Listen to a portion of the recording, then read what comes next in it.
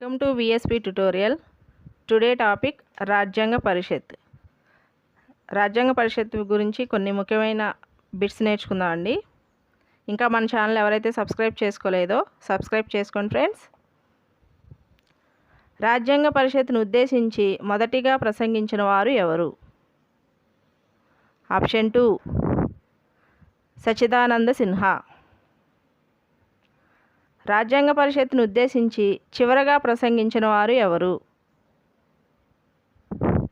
Option 1 doctor Babu Rajendra Prasad. రాజ్యాంగ పరిషత్ తాత్కాలిక అధ్యక్ష పదవికి సచిదానంద సిన్హాను ఏ దేశ సాంప్రదాయం ప్రకారం ఎంపిక చేశారు? Option 2 France. భారత రాజ్యాంగంలో సార్వభౌమాధికారం ఎవరికి ఇవ్వబడింది? ఆప్షన్ 4 భారత ప్రజలకు. నవంబర్ 26, 1949 నుండి అమలులోకి వచ్చిన అంశాలు ఏవి? ఆప్షన్ 4 పైవన్నీ: ఎన్నికలు, ప్రొవిజనల్ పార్లమెంట్, పౌరసత్వం. రాజ్యాంగ ప్రవేశికను ఏ ప్రధానమంత్రి కాలంలో సవరించారు? ఆప్షన్ 1 ఇందిరాగాంధీ. 72వ రాజ్యాంగ సవరణ చట్టం ద్వారా ప్రవేశికను సవరించారండి. జాతీయ క్యాలెండర్ ఎప్పటి నుండి అమల్లోకి వచ్చింది? ఆప్షన్ 3 22 మార్చి 1957. రాజ్యాంగ పరిషత్ నిర్వహణకు రాజ్యాంగాన్ని రూపొందించడానికి ఎంత మొత్తాన్ని ఖర్చు చేశారు? ఆప్షన్ 3 64 లక్షలు. భారత రాజ్యాంగ పరిషత్ తొలి సమావేశానికి తాత్కాలిక అధ్యక్షుడిగా సచిదానంద సిన్హా ఉండగా ఉపాధ్యక్షులు ఎవరు? Option 1 Frank Antony. అంబేద్కర్ రాజ్యాంగ తుది ముసాయిదాను అధికారికంగా రాజ్యాంగ సభలో ఎప్పుడు ప్రవేశపెట్టారు? ఆప్షన్ 3 1948 నవంబర్ 4న. నవంబర్ 26న రాజ్యాంగ దినోత్సవంగా జరపాలని నరేంద్ర మోడీ ప్రభుత్వం ఏ సంవత్సరం నిర్ణయించింది? ఆప్షన్ 2 2015.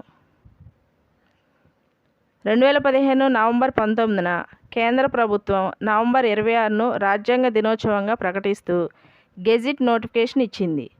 ప్రధానమంత్రి నరేంద్ర మోడీ 2015 అక్టోబర్ 11న ముంబైలో సమానత్వ జ్ఞాపిక దగ్గర బిఆర్ అంబేద్కర్ విగ్రహానికి పునాది రాయి వేస్తూ ఈ ప్రకటన చేశారు. యంగ్ ఇండియా పత్రిక ద్వారా రాజ్యాంగ నిర్మాణ సభ ద్వారా మాత్రమే భారత ప్రజలు ఆకాంక్ష నెరవేరుతాయని పేర్కొన్నది ఎవరు? ఆప్షన్ 1 మహాత్మా గాంధీ. 1928 మోతీలాల్ నెహ్రూ నివేదికను వ్యతిరేకించిన వ్యక్తి ఎవరు? ఆప్షన్ 1 జవహర్లాల్ నెహ్రూ. 1928 ఆగస్టు 10న మోతీలాల్ నెహ్రూ కమిటీ నివేదికను సమర్పించింది. ఈ నివేదిక నెహ్రూ రిపోర్టుగా ప్రసిద్ధి చెందింది.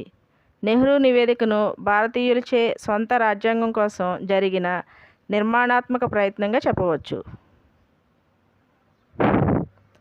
దేశ విభజన అనంతరం రాజ్యాంగ పరిషత్తులో సభ్యుల సంఖ్య 299 మందిలో బ్రిటిష్ పాలిత రాష్ట్రాల నుంచి ప్రాతినిధ్యం ఎంతమంది వహించారు? ఆప్షన్ 1 229. దేశ విభజన తర్వాత స్వదేశీ సంస్థానాలకు సంబంధించిన ప్రతినిధులు ఎంతమంది? ఆప్షన్ 1 70 మంది. విభజన చేయకముందు 93 మంది అండి. విభజన అనంతరం స్వదేశీ సంస్థానాల ప్రతినిధులు 70 మంది. రాజ్యాంగ పరిషత్తుకు నామినేట్ చేయబడిన సభ్యుల సంఖ్య ఎంత? ఆప్షన్ 1 15 మంది.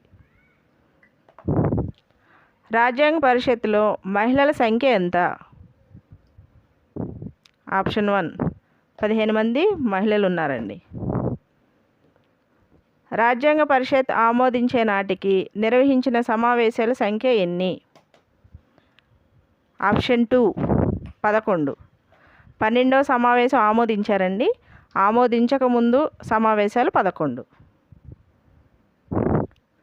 రాజ్యాంగ పరిషత్తుకు అత్యధిక సభ్యులు అందించిన బ్రిటిష్ పాలిత రాష్ట్రం ఏది? Option 4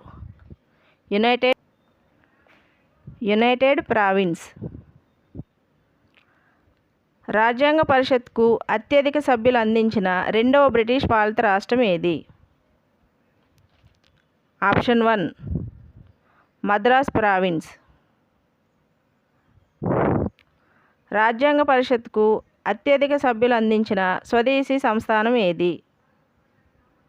option 2 Mysore. 7 సభ్యులను అందించిందండి. మిగిలిన ఇవి 3 ఒక్కొక్క సభ్యులను అందించింది. ఈ వీడియో మీకు నచ్చినట్లయితే లైక్ చేయండి, షేర్ చేయండి, సబ్స్క్రైబ్ చేసుకోవడం మర్చిపోకండి ఫ్రెండ్స్. Thank you.